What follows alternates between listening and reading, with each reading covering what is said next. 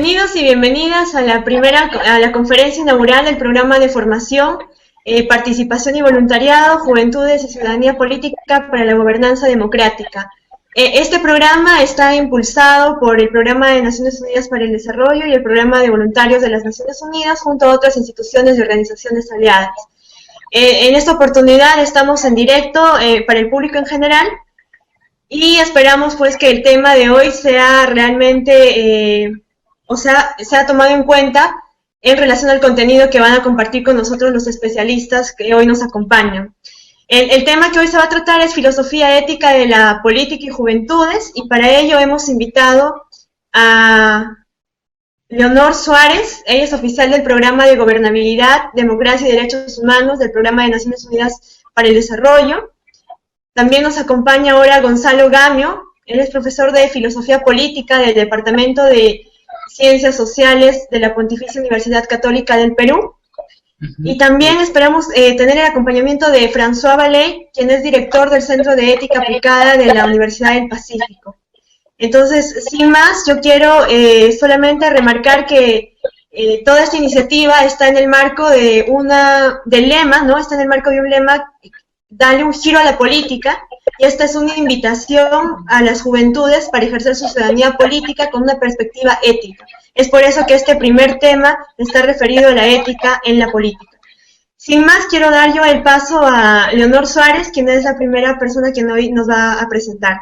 Adelante, Leonor. Muchas gracias, Marcela. En primer lugar, quiero saludarlos y felicitarlas a todas las personas que están involucradas en este esfuerzo por darle un giro a la política, pero entendemos que es un giro hacia una mejor política. Y tiene que ser una mejor política desde el momento en que pensamos que tiene que ser abordada por nuevos y mejores actores. Es por eso que hoy día estamos compartiendo este espacio para poder reflexionar en conjunto sobre algunos temas respecto a por qué involucrarnos en política, por qué los jóvenes deben involucrarse en política y cuál es la relación que tiene la política con el tema ético. Me cabe la responsabilidad de compartir esta primera conferencia con dos expertos.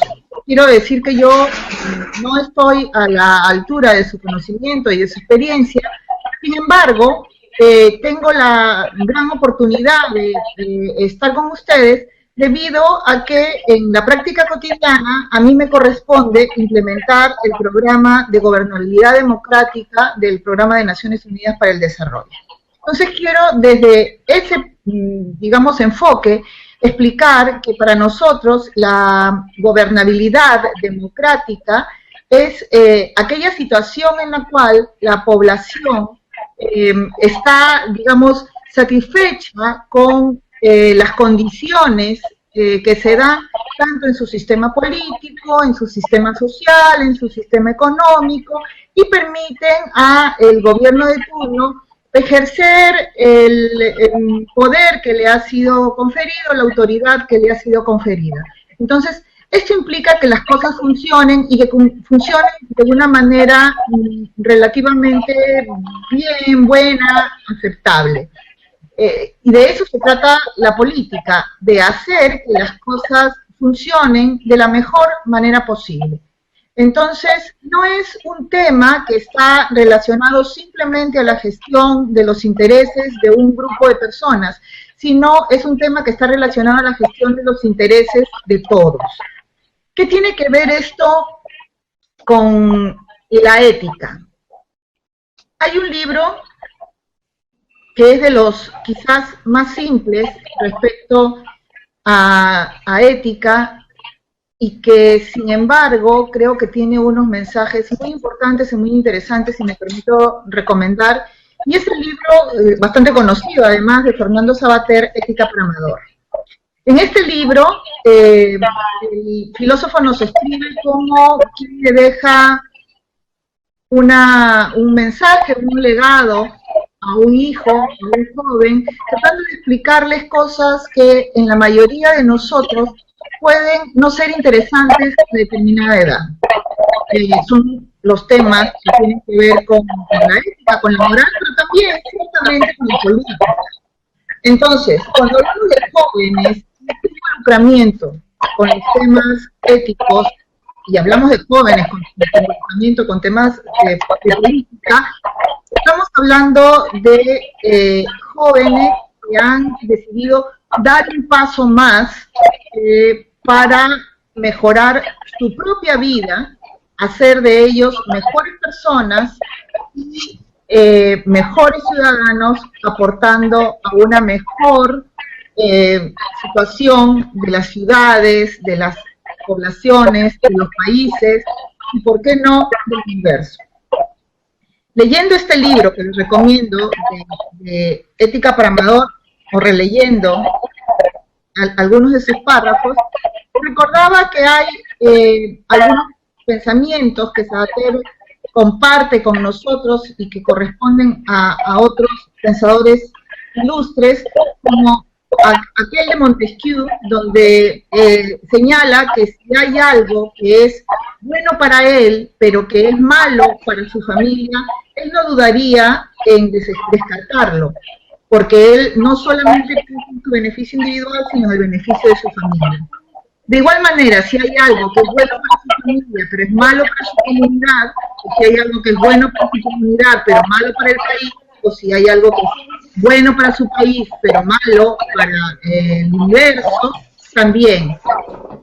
¿Por qué? Él decía, porque antes que nada soy un ser humano. Ser francés o ser miembro de esta familia es simplemente un accidente. Y esto quería compartirlo con ustedes a manera de reflexión, a decirles que ustedes pertenecen a una región, una provincia, a un departamento, o quizás pertenecen a un partido político o a una profesión en particular, a un espacio social en el cual se desarrollan, pero más allá de eso, y primero y antes que eso, son seres humanos. Y como seres humanos tienen la posibilidad de influir en el mundo en que viven y cambiar la realidad del mundo en que viven. Y esto implica siempre una acción política, una acción que sale más allá de los intereses del individuo para pensar en los intereses de la comunidad, de la población, de la humanidad. La mayoría de jóvenes que entra en política lo hace con el interés de cambiar la situación tal como está, pero también lo hace con una general desconfianza. Si alguno de ustedes ha leído el libro que les comentaba de Sabater, recordarán que es un capítulo que está referido precisamente a jóvenes y política, y mencionaba algo así como: todos los jóvenes han escuchado y repiten que la política no sirve, que la política es inmoral, que los políticos son inmorales, etc. Pues bien, esto no es propio de una realidad como la nuestra, en el país. Esto es propio, digamos, de un pensamiento bastante globalizado. Sin embargo, siempre hay la oportunidad de intervenir para mejorar y para cambiar las cosas. Y esto es lo que diferencia a los jóvenes de las personas, digamos, de otros grupos etarios. La capacidad de mirar con otros ojos los problemas, de proponer otras respuestas y de llevarlas a la acción. Entonces, la ética no es una receta de cómo se debe vivir en sociedad. La ética, según Sabater, porque obviamente que hay diferentes pensadores, es más bien una herramienta para tratar de mejorarnos a nosotros como individuos, mejorar nuestra propia vida. No nos sirve para valorar la conducta de los demás, o no debería servirnos para eso, sino principalmente para valorarnos a nosotros mismos y proponer los mejores cambios que podemos hacer, que es con nuestro ejemplo, con nuestra propia participación. la participación de los jóvenes en los espacios de toma de decisiones, porque política no es solamente el participar en un partido o el acceder a un cargo por elección popular. Participar en política es estar en la toma de decisiones y velar porque esas decisiones sean lo más beneficiosas para la humanidad en su conjunto, es lo mejor que se puede hacer desde una propuesta distinta, con unos ojos, con una mirada y con una experiencia distinta, con un lenguaje distinto. Yo creo que lo que están empezando ustedes a hacer en esta serie de charlas durante todo el curso de capacitación para la participación política es simplemente mejorar o complementar los instrumentos que ya tienen, adquirir o fortalecer las habilidades que ya poseen para hacer de sus comunidades y de los espacios en donde ustedes intervienen unos mejores lugares para vivir. Creo que desde nuestra posición, desde Naciones Unidas, les podemos dar los instrumentos universales como la Declaración de Derechos Humanos o como la misma Carta Fundacional de Naciones Unidas, que inspiran a poder trabajar por un mundo mejor. Muchas gracias, Leonor, por la información que has compartido con nosotros. Leonor, aquí hay una consulta y dicen que si puedes un poco aclarar cuál es la bibliografía de Sabater que tú has mencionado en tu presentación y dónde la pueden encontrar. Bueno, sí, el libro que les mencionaba, Sabater tiene, Fernando Sabater, un español todavía vivo. Es bueno leer a los filósofos también vivos, no solamente a los que ya pasaron hace siglos.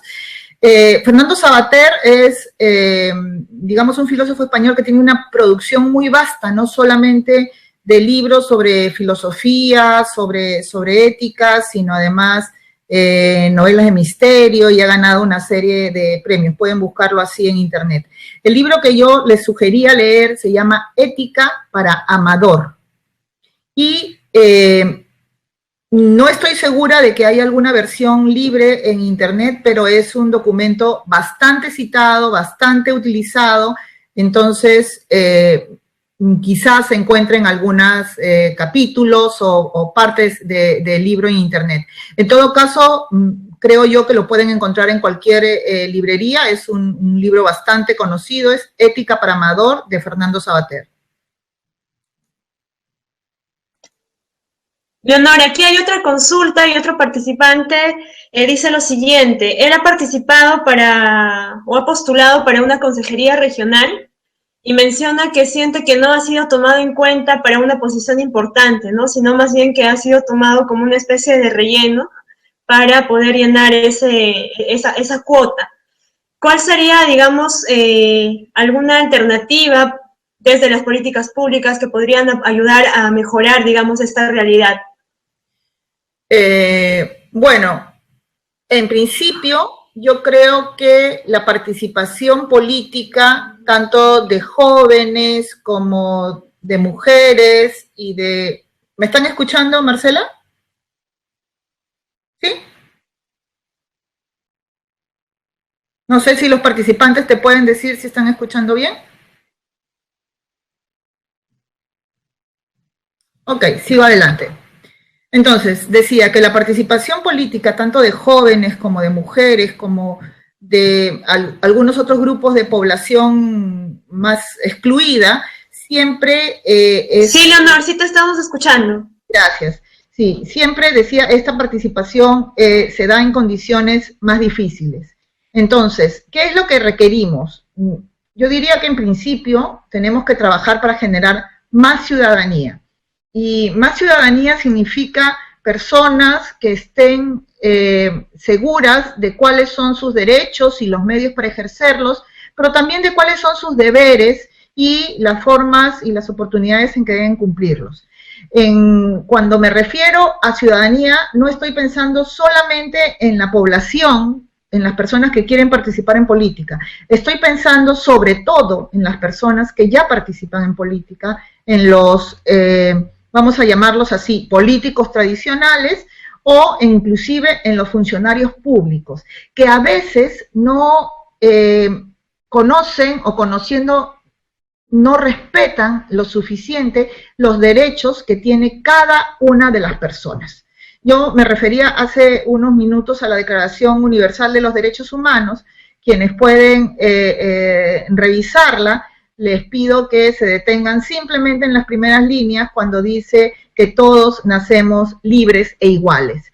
Cuando entendamos de que todos tenemos la misma condición, la misma igualdad en libertades y en derechos, entenderemos que no importa que yo sea más joven o no importa que yo no tenga tanta experiencia, tenemos el mismo derecho a participar, nuestro voto vale lo mismo y tenemos además el derecho a que nuestras opiniones sean tomadas en cuenta. Entonces, sí es cierto que en la población joven y en la población de mujeres y en la población indígena o en una combinación de estas tres, una mujer joven indígena tiene más dificultades para acceder a los espacios de toma de decisiones y para hacer que su palabra se respete, o cuando una persona joven accede a un espacio como el Consejo Regional. Sin embargo, es una tarea que se tiene que emprender, por un lado, si se quiere, pedagógicamente, haciendo que se conozcan las condiciones de igualdad en las que tenemos que desarrollar nuestros derechos, pero por otro lado también empoderándonos de aquellos derechos que nos corresponden y haciéndolos efectivos. Un consejero regional no solamente tiene el derecho de participar en condiciones de igualdad con todos los demás, además tiene el deber de hacerlo. Y un joven tiene el deber de aportar, además, como decíamos hace un rato, con su propia visión, con su propio análisis, con su propio lenguaje sobre las decisiones que se tienen que tomar sobre los recursos públicos y las necesidades públicas. Sí, excelente. Entonces voy a dar el paso a Gonzalo Gamio. Él es profesor de Filosofía Política del Departamento de Ciencias Sociales de la Pontificia Universidad Católica del Perú. Gonzalo, muchas gracias por acompañarnos en este primer webinar. Sí, comentaba que a pesar de que la ética es una disciplina, digamos, filosófica, sin embargo, todos los ciudadanos y los seres humanos estamos concernidos por la clase de cuestiones que la ética plantea, ¿no? Todos nos proponemos algún tipo de orientación para la vida, ¿no? Todos buscamos darle un sentido a la vida. Todos queremos que la vida merezca la pena ser vivida. Entonces, digamos, la ética es un espacio para examinar y discutir los posibles sentidos que la vida puede tomar, ¿no? Y esto es muy interesante porque por lo general, digamos, mucha gente o la mayoría de la gente orienta su vida a partir de lo que señala el llamado sentido común, por lo general las tradiciones heredadas, ¿no? Pero la ética busca incorporar el elemento de la reflexión crítica, ¿no? Podemos recordar las palabras de, bueno, Platón en la Apología de Sócrates, en la que Sócrates, defendiéndose contra sus acusadores, dice que una vida sin examen es una vida que no merece la pena vivirse. O sea, que una vida que merece la pena es una vida que busca buenos argumentos para orientar esta existencia, ¿no? O sea, no basta con lo que señalan nuestros ancestros, o las tradiciones religiosas, o las tradiciones culturales. Tenemos que interrogar a esas tradiciones para examinar si lo que ellas nos plantean como valioso o digno de elección se sostiene en virtud de buenos argumentos, ¿no? Entonces, a eso se le llama la vida examinada. Y la vida examinada es como el corazón de la ética, ¿no? O sea, la idea es que requerimos el trabajo de la búsqueda de argumentos, de la búsqueda de justificación, para que nuestra vida sea una vida con sentido. Y esa es una tesis que tiene una dimensión política muy importante. En el propio texto de la Apología de Sócrates, nuevamente Platón, pero a través del personaje Sócrates, dice, ¿no? O hace una comparación, dice, la ciudad es como un caballo que está bien constituido, su sistema óseo, su sistema muscular, etcétera, para la carrera, para el combate, pero tiene una cierta tendencia a la pereza. Y lo que hace la filosofía es como el mosquito que le pica detrás de la oreja para hacerlo despertar. Entonces la idea es que estamos muy a menudo como aletargados, dormidos en el ensueño del influjo de las tradiciones culturales, las tradiciones religiosas, las tradiciones políticas incluso, y la idea es que examinemos juntos, discutamos si es que las opciones que nos brindan esas tradiciones son racionalmente sostenibles o no, ¿no? Y esto implica el ejercicio de la crítica, el ejercicio del discernimiento, el ejercicio de la deliberación, que es una dimensión fundamental de la ciudadanía y de la agencia humana, ¿no?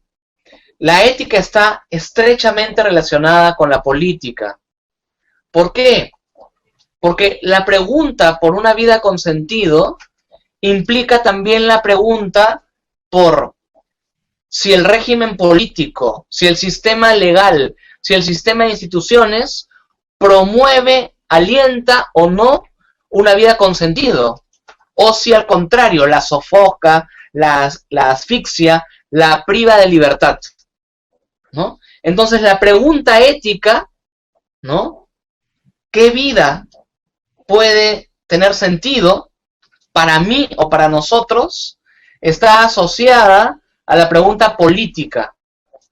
¿Qué tipo de instituciones, qué tipo de leyes, qué tipo de procesos pedagógicos pueden alentar o propiciar una vida que merezca la pena para las personas, para los ciudadanos, ¿no? La noción de ciudadanía es aquí muy importante, ¿no? Permítame muy brevemente señalar que hay dos como sentidos de ciudadanía que están aquí presentes, ¿no? En primer lugar, hay una herencia moderna, digamos liberal, que concibe al ciudadano como un titular de derechos universales, ¿no?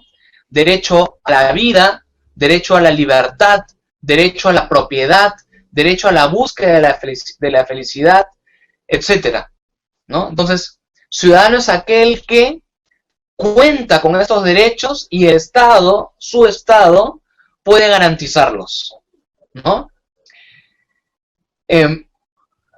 Pero por otro lado, hay una herencia clásica que viene de los griegos y de los romanos, que sostiene que la ciudadanía es agencia política. O sea, la ciudadanía alude a la capacidad de ser un actor político, la capacidad de las personas de intervenir en la cosa pública que nos concierne a todos para tomar decisiones en conjunto a través de la deliberación, para fiscalizar a las autoridades, para incorporar elementos nuevos en la agenda pública, para examinar la justicia de las leyes, para ver qué leyes se construyen o se derogan, qué instituciones se edifican, qué instituciones se desmantelan, etcétera, ¿no? En ese sentido, pues, el ciudadano es un agente, ¿no? Alguien que interviene activamente en el curso de la vida pública. O sea, la vida pública no es algo que acontece allá en el escenario de la política, entre los políticos, entre los gobernantes, sino es algo que nosotros también podemos gestar a través de la discusión, a través de la toma colectiva de decisiones, a través de la vigilancia ciudadana, ¿no? Entonces, estas son dos concepciones de la ciudadanía que son en gran medida complementarias, ¿no? Pero muy a menudo nos olvidamos de esta segunda concepción, ¿no? Esta concepción más bien participativa, ¿no? Y claro, olvidarla supone un grave riesgo. ¿Por qué? Porque si dejamos de participar en la vida pública, ojo, no solamente eligiendo a nuestras autoridades, sino interviniendo en la discusión sobre el asunto común, si dejamos de intervenir, entonces, pues, no existe ninguna garantía de que el sistema de derechos que nos asiste pueda ser respetado. Nuestras autoridades pueden asumir una lógica autoritaria, pueden concentrar el poder si nosotros no se lo impedimos. O sea, el ciudadano tiene que estar pendiente, alerta, de que la ley y los principios de la justicia se cumplan, ¿no? Esto es muy importante, ¿no? Uno podría y uno se pregunta, ¿no? ¿Dónde se puede ejercer la ciudadanía? ¿Cuáles son los espacios para la ciudadanía? ¿No? Y bueno, hay fundamentalmente dos espacios. Lo que se llama el sistema político, es decir, el Estado, ¿no? Como el sistema de instituciones y de normas que organiza la sociedad. Y también, dentro de este mismo sistema político, los partidos políticos, que son organismos que se constituyen en torno a una ideología o visión de la sociedad y que pretenden acceder al poder, ¿no? Y nosotros tenemos que, además, supervisar que su acceso al poder sea legítimo, transparente y además por vía democrática, ¿no es verdad? Pero hay otro espacio, otro conjunto de espacios públicos, además del sistema político. Son las instituciones de la sociedad civil. ¿Y qué son las instituciones de la sociedad civil? Son instituciones intermedias, instituciones que median entre los individuos y el Estado y el sistema político. Son espacios para la formación de opinión pública, son espacios en los cuales los ciudadanos independientes, ¿no?, intervienen en la discusión sobre asuntos de interés común, sobre qué es mejor para la sociedad, ¿no? Y este tipo de discusiones busca influir y proyectarse hacia la política pública, ¿no? ¿Qué instituciones forman parte de la sociedad civil?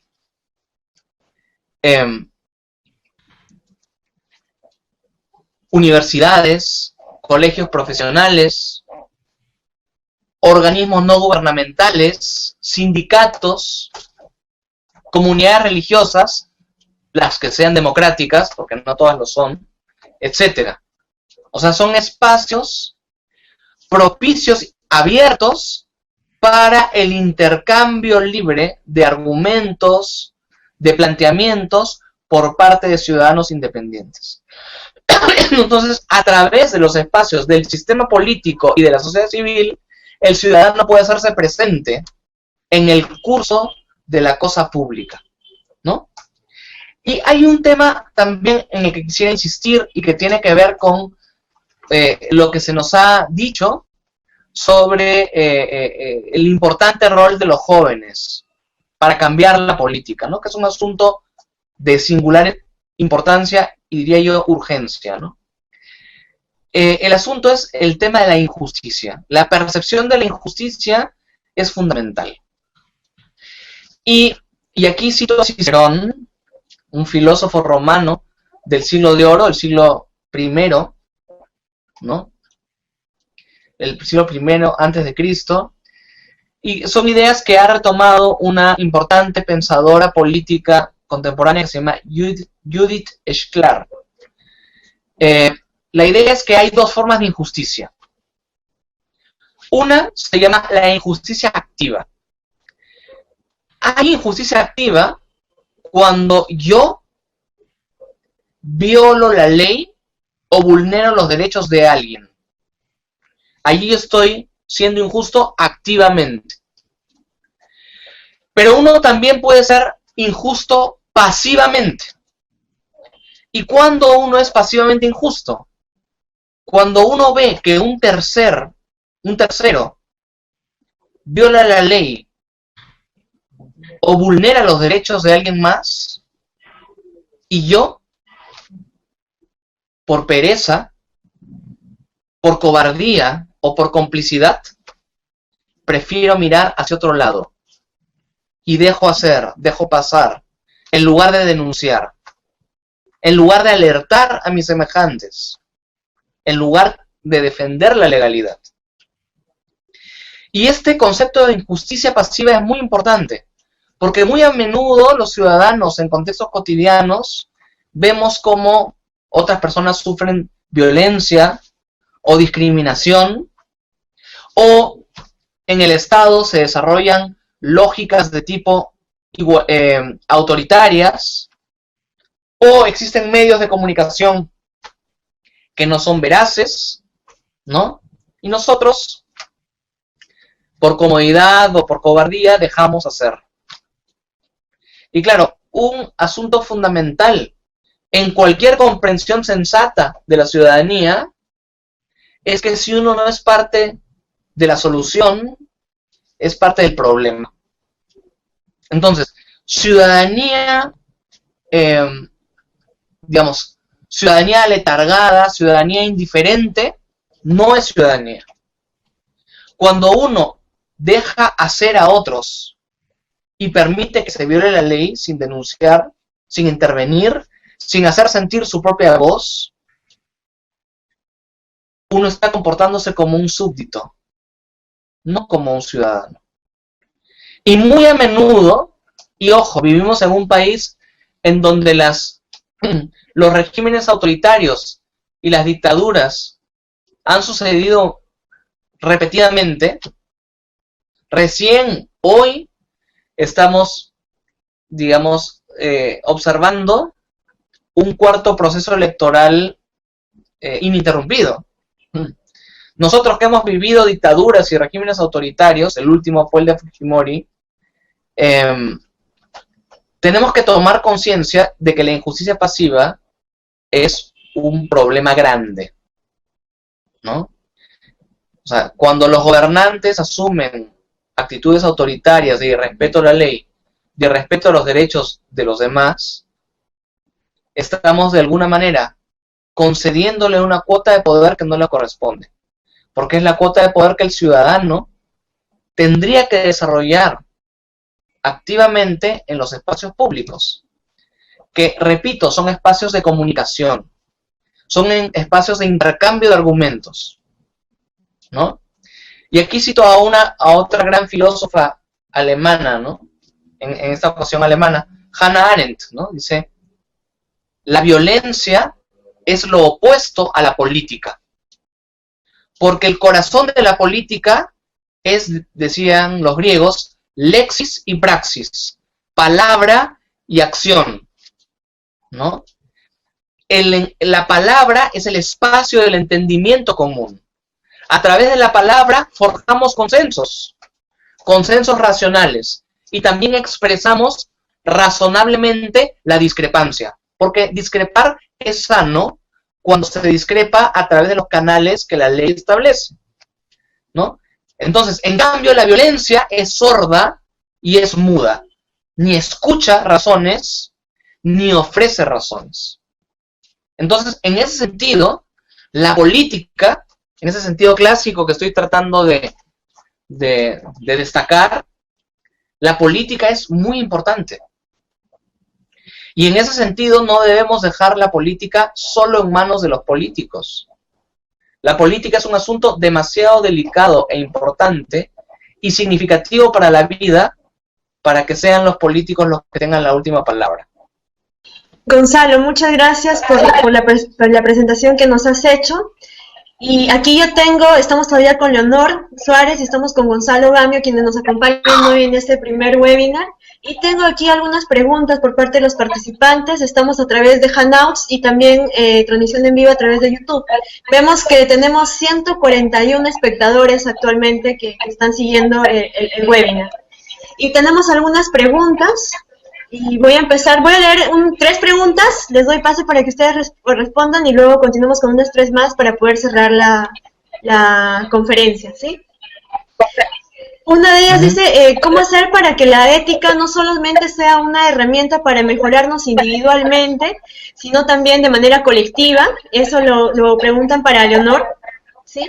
Luego, ¿qué diferencia la acción cotidiana de la acción pública? Si los dos podrían explicar cuál es esta diferencia y cómo en esta acción cotidiana y pública podemos actuar desde la ética. La diferenciación también entre ética y moral, por favor. ¿Quién quiere comenzar? Leonor. Leonor, por favor, y luego Gonzalo. A ver, sí. El tema de la ética individual y la ética colectiva. Yo he estado, debo decir, leyendo, copiando muchas de las preguntas, porque creo que no nos va a alcanzar esta tarde para dar respuestas, pero prometo a través de Marcela hacer comentarios a varios de los temas que me han propuesto y de las preguntas que han realizado. Sin embargo, me imagino que la referencia a la ética individual y colectiva es porque al citar a Sabater yo decía que la ética sirve para mejorarnos a nosotros mismos y no necesariamente para juzgar a otros. Y esto porque la ética responde sobre todo a una escala de valores que se inicia, digamos, en el propio individuo, ¿no? Decía Gonzalo que la ética nos ayuda a entender todas las o muchísimas situaciones en las cuales estamos los seres humanos involucrados en el día a día. Y en verdad, toda la relación que hacemos nosotros hacia afuera, hacia lo social, hacia lo colectivo, lo hacemos desde nuestra propia visión, desde nuestra visión como individuo. Entonces, cuando nosotros tenemos una serie de principios y de valores, convicciones en las cuales creemos, estamos hablando de una especie de filtro a través del cual vamos a mirar la realidad y vamos a actuar en consecuencia. Por lo tanto, cuando hablamos de la ética como algo que nos ayuda a mejorar a nosotros mismos, lo que nos hace, en verdad, somos mejores instrumentos para trabajar en colectividad, para trabajar en sociedad, para trabajar en comunidad. La alusión que yo hacía al tema del Sabater es que solemos usar los valores éticos para juzgar las conductas de los demás, cuando en verdad poco sirve el que alguien le diga a otro lo que tú estás haciendo está mal. Si no, pensemos en qué nos sucede a nosotros mismos cuando alguien desde fuera nos dice eso que tú estás haciendo no está mal. Perdón, está mal. Lo más probable es que nosotros tengamos alguna justificación basada en nuestras creencias, en nuestros valores, en nuestros principios, y por eso es que tenemos una respuesta.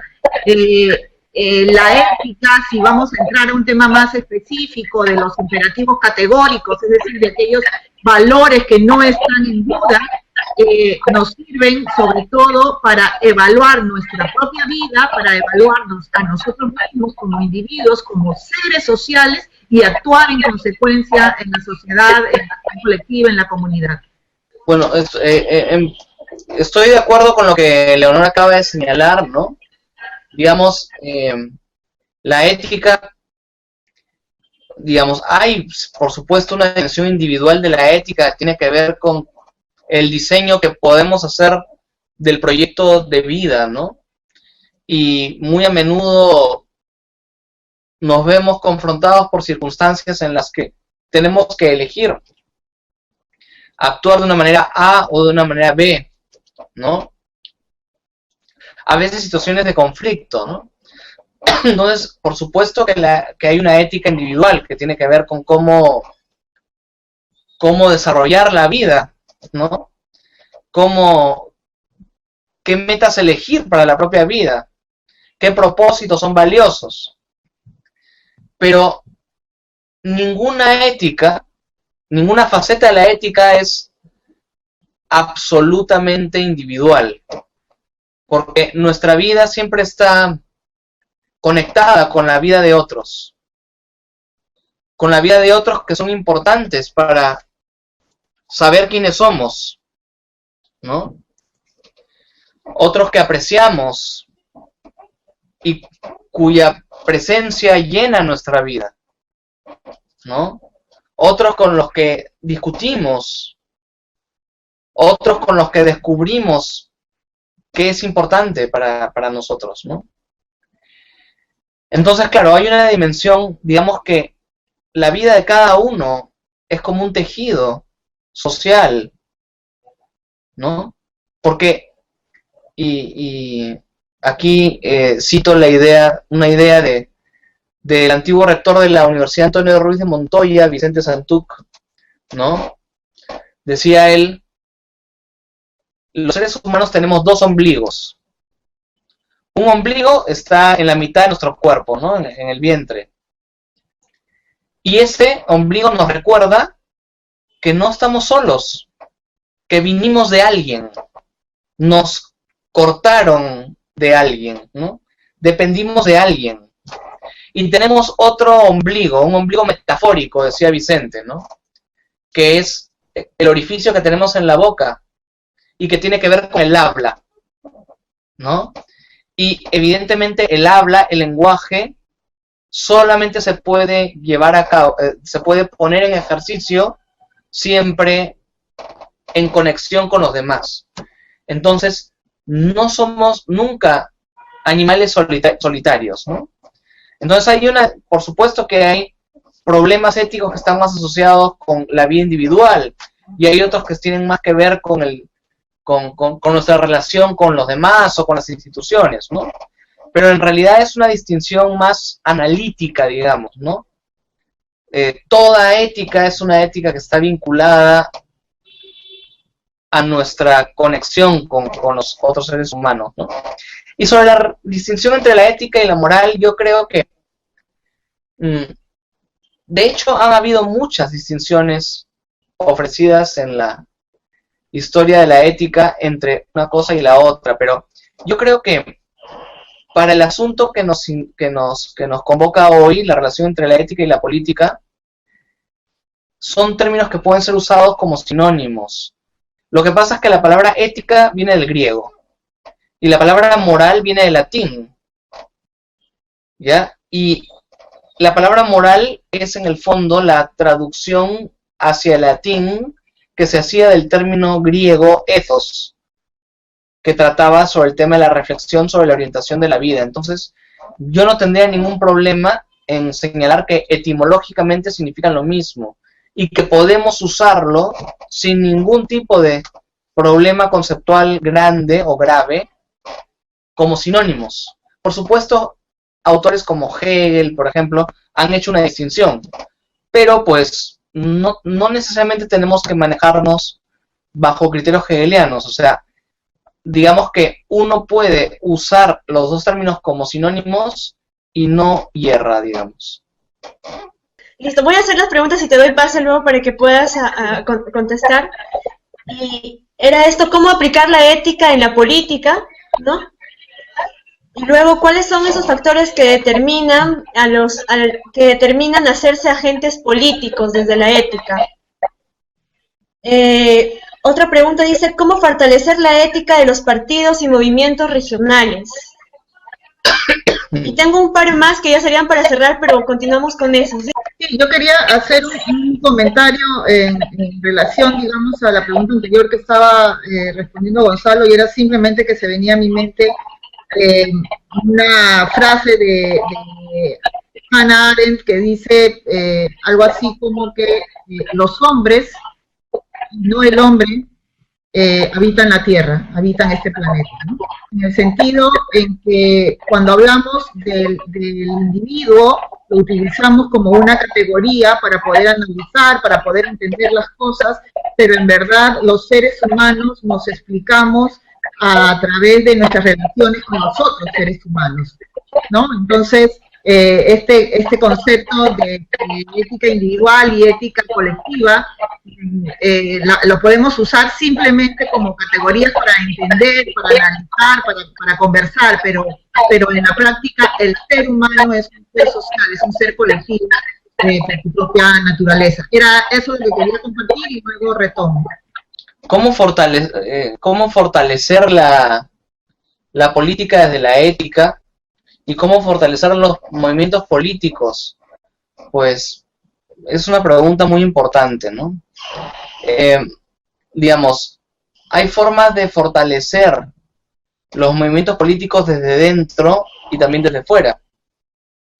Desde dentro, en la medida en que los miembros de estos grupos políticos realmente estén familiarizados con la ideología que de alguna manera orienta al grupo y que sean capaces también de discutir internamente y además supervisar que las formas de acceso al liderazgo en estos movimientos sea democrática, o sea, haya elecciones, estas elecciones puedan verificarse, etcétera, ¿no? Haya renovación interna también, ¿no? Pero también estos movimientos políticos pueden fortalecerse desde fuera. ¿Cómo? Con ciudadanos, o sea, ciudadanos que no pertenecen al partido y sin embargo están alertas sobre aquello que acontece en el partido, ¿no? Una grave enfermedad política, digamos, que adolece en nuestro país es el caudillismo, ¿no? Los partidos, por lo general, son como colecciones de individuos que periódicamente están rondando agrupaciones que tienen más o menos posibilidades de llegar al Parlamento o al gobierno. Y claro, sobre la base de que lo que realmente quieren es ocupar un cargo público en el Congreso, etcétera, ¿no? Y claro, eso también se ve alentado por los caudillos, ¿no? O sea, no hay renovación de liderazgos en los partidos en el Perú, salvo cuando hay descalabros electorales, ¿no? Como algunos casos hemos podido ver en las últimas elecciones, ¿no? Entonces, digamos, los partidos políticos y los movimientos regionales también pueden ser organizaciones democráticas, ¿no? La democracia no es algo puramente formal que realizamos una vez cada 5 años. Es una forma de vida basada en la distribución del poder, ¿no? Y es una forma de vida que tiene que reproducirse en los propios partidos y en los organismos regionales, ¿no? Ahora, igual insisto yo en la pertinencia de la sociedad civil, ¿no? En el sentido en que no solamente, digamos, el sistema político, llámese Estado y partidos políticos y movimientos regionales, constituyen los espacios públicos en donde la gente puede participar, ¿no? Muy bien, gracias Gonzalo. Y entonces para cerrar tengo 3 preguntas más. Una yo creo que está dirigida para Gonzalo, dice, ¿qué hacer para que no exista injusticia pasiva? Otra nos pregunta sobre cómo definen, esa pregunta es para los dos, cómo definen al sujeto joven como agente de cambios y actor de la política pública. Y por último, ¿qué estrategias podrían plantear para que los jóvenes puedan participar desde la ética efectivamente en la política? Y para cerrar, alguien dice si por favor pueden recomendar algunas lecturas claves o bases para empezar a leer sobre ética y ciudadanía, ¿no? ¿Por dónde deberían empezar? ¿Qué libro, qué autor les pueden recomendar? Empezamos con Gonzalo, sí, luego Leonor, por favor. ¿Qué hacer para que no haya injusticia pasiva? Bueno, la única forma de combatir la injusticia pasiva es a través de la actividad cívica, o sea, el ejercicio mismo de la ciudadanía, ¿no? O sea, realmente estar involucrado con lo que acontece en la sociedad, ¿no? Reconocer que lo que acontece en la sociedad no es lo que tiene lugar fuera de del círculo de nuestros intereses o de nuestras posibilidades, ¿no? Sino que es algo que tiene que ver con nosotros, con nuestro destino, ¿no? Con nuestras posibilidades de realización también, porque ser ciudadano es un componente importante de la identidad, ¿no? Entonces, y al mismo tiempo crear o intervenir en los espacios públicos, ¿no? Alexis de Tocqueville decía que los problemas vinculados a la alienación política solamente se pueden resolver con el ejercicio de la libertad política, o sea, buscar espacios en donde podamos discutir, podamos coordinar acciones para que nuestra democracia se vea siempre protegida, ¿no? Y esto es importante porque la injusticia pasiva es una inclinación permanente en las sociedades, incluso en la nuestra. ¿Cuánta gente estuvo de acuerdo con el autogolpe el 5 de abril, por ejemplo? Por ejemplo. Y desde el punto de vista de la democracia, fue un acontecimiento lamentable. Porque recortó libertades, violó la ley, digamos, desconoció garantías constitucionales, ¿no? Etcétera. Ahora, sobre los jóvenes. Bueno, hay que desmitificar un poco el tema de los jóvenes. O sea, me parece que es fundamental que los jóvenes son un grupo de ciudadanos que puede estar motivado por la ilusión de cambiar y además, digamos, por una preocupación, por prepararse, por estudiar y que esa preparación tenga también un efecto en la vida pública, en el ejercicio de la ciudadanía, ¿no? Pero no nos olvidemos que la juventud es una situación de la vida que dura un cierto tiempo. O sea, los jóvenes de hoy se hacen maduros después.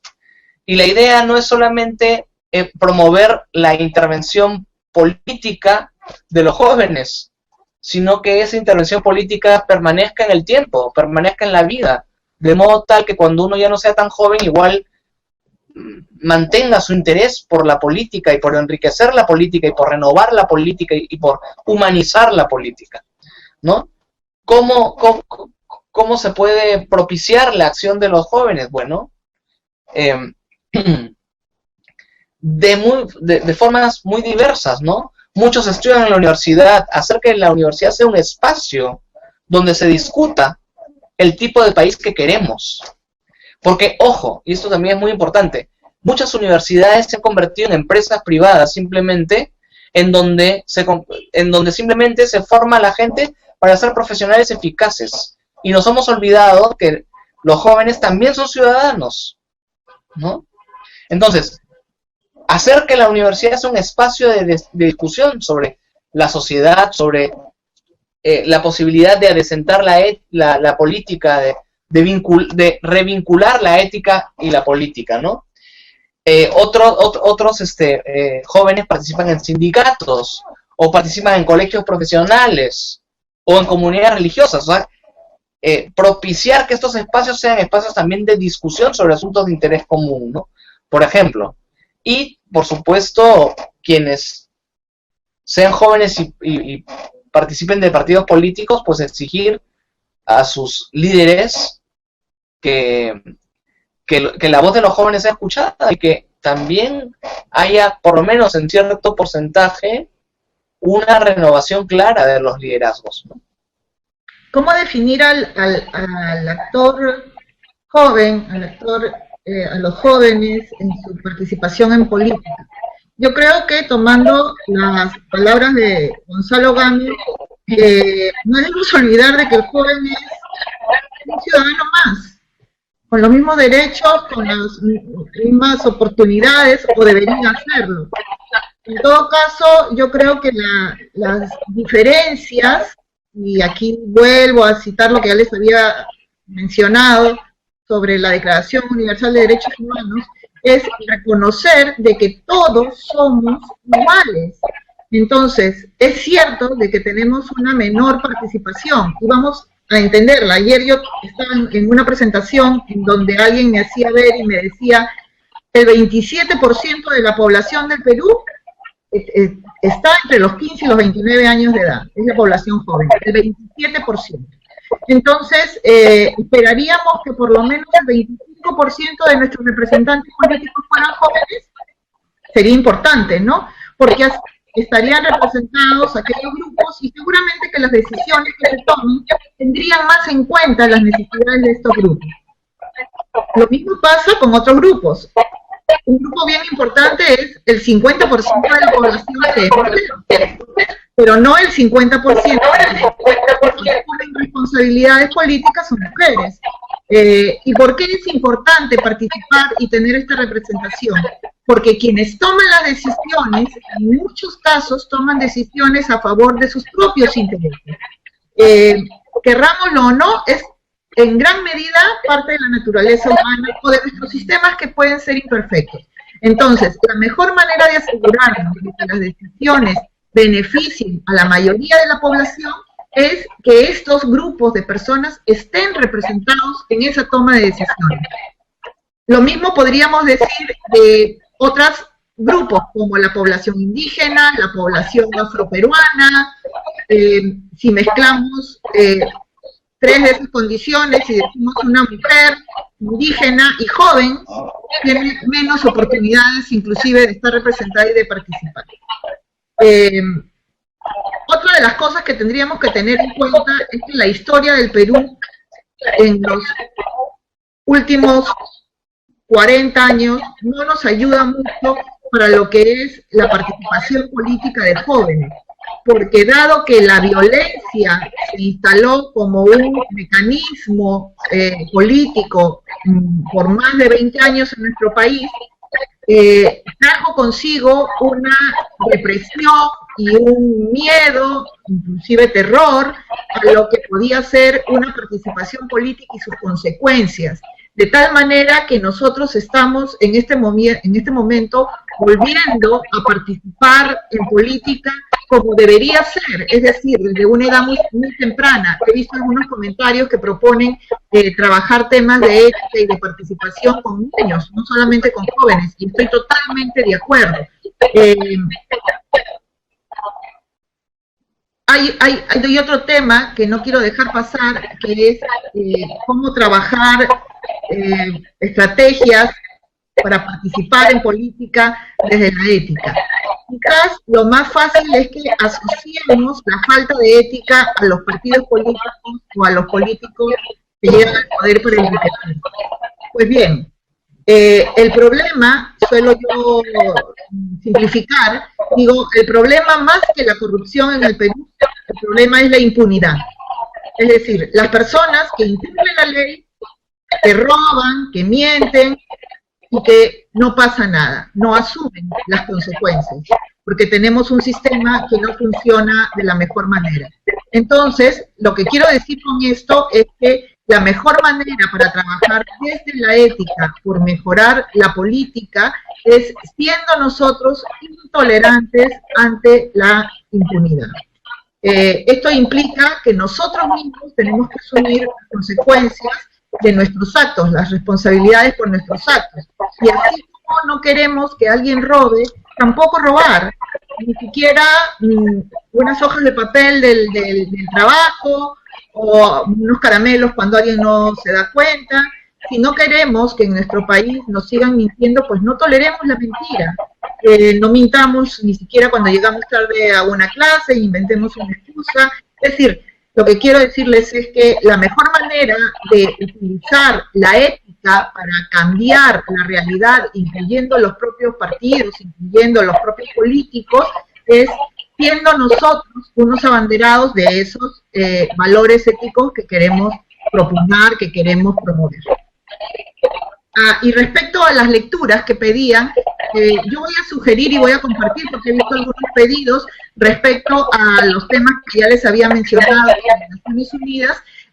Sin embargo, me permito, para quienes puedan estar interesados, recomendar un libro que también es un libro sencillo, y de fácil lectura, que se llama El mundo de Sofía, y que es un recorrido por los principales pensadores de la historia de la humanidad, pero de una manera bastante didáctica y sencilla. Seguramente Gonzalo tendrá algunos otros libros especializados o más adecuados que recomendar. Una cosita simplemente, me ha hecho acordar, Leonor, que hay libros que los participantes habían pedido también alguna sugerencia de textos, ¿no? Bueno, yo sugeriría, hay un libro muy importante de Hannah Arendt que se llama La condición humana, que es una reflexión específicamente sobre la ciudadanía, ¿no? Y también, pues, el libro de Charles Taylor, La ética de la autenticidad, que es un texto asequible en donde Taylor examina los problemas de nuestra sociedad moderna y cómo esos son problemas para la ciudadanía también, ¿no? Excelente, muchas gracias Leonor Suárez, muchas gracias Gonzalo Gamio, ha sido todo un placer tenerlos en esta primera conferencia inaugural, a pesar de los problemas técnicos que hemos tenido, ojalá que los podamos superar para el siguiente webinar, pero yo creo que nuestros participantes quedan satisfechos también con la información que ustedes han podido proporcionar. Yo me quedaría ahí con la frase que decía Leonor, que la ética es una herramienta para mejorarnos individualmente, ¿no? Y lo que mencionaba Gonzalo en relación a que el corazón de la política es la palabra y la acción en el marco de la ética. Y que principalmente para propiciar ese cambio colectivo que queremos y que los jóvenes tanto anhelamos, principalmente es importante pensar que el cambio empieza por uno mismo, ¿no? Es el cambio para poder generar el gran cambio en los demás. Bueno, muchas gracias. Terminamos esta sesión. Les invitamos también a que nos puedan seguir en el siguiente webinar. El tema es Juventudes y Gobernanza Democrática. Este será el día 15 de julio, cae un viernes a las 3 de la tarde. Muchas gracias y pues vamos a darle un giro a la política. Gracias, Marcela. Gracias. Muchas gracias, Marcela. Muchas gracias, Leonor.